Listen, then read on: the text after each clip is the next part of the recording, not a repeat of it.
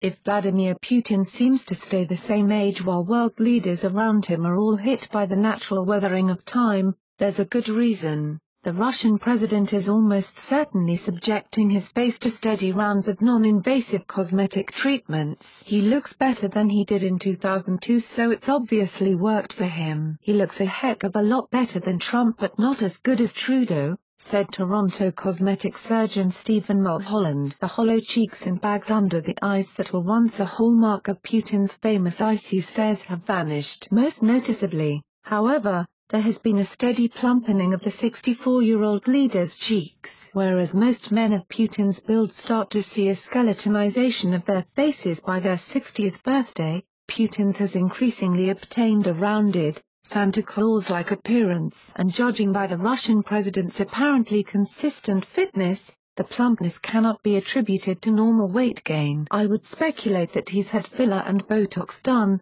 and this is evident by smoothness around his forehead and the crow's feet around his eyes and volume along the cheeks, said Philip Solomon, a Toronto facial cosmetic surgeon. Mulholland suspects that Putin's procedures likely fall into three categories: injectable skin fillers, Botox and laser skin resurfacing. Artificial fillers or fat grafts would fill in sagging areas below the eyes and on the cheeks. Botox injections would smooth out wrinkles, and treatments with a fractional CO2 laser would tighten what cosmetic professionals refer to as creepy skin around his eyes. The procedures likely started out small with a few injections, although Mulholland said the Russian president appears to have undergone a major set of treatments between 2012 and 2014, a period just before the Sochi Olympics, and just as Putin was divorcing his wife, Lyudmila. Moscow's a big market for this now, so he probably would have had it locally, said Mulholland. When Putin first assumed the Russian presidency in 2000,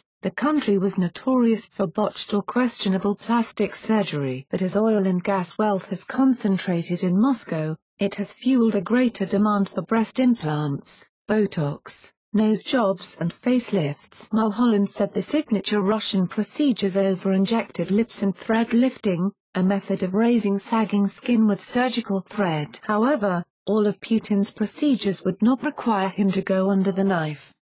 The procedures are all administered with injections or surface abrasion, which means the recovery time would be as little as a week. Although, in a pinch, any bruising or puffiness could be covered up with makeup or sunglasses. The procedures also require steady maintenance. Putin would need to be returning for additional injections about twice a year. The Kremlin has persistently denied rumors that Putin is undergoing cosmetic surgery, although some curious signs have emerged that the president may indeed be visiting the beauty doctor. In 2010, news cameras captured Putin with mysterious bruising under his eye. In 2015, the Russian leader mysteriously went off the radar for 10 days. Even without medical assistance, Putin has a leg up on anti-aging. The Russian leader is persistently in good physical condition, and he was prematurely grey and balding, which gave him a head start on the usual signs of a man entering his golden years. But Solomon said that if Putin is indeed getting work done,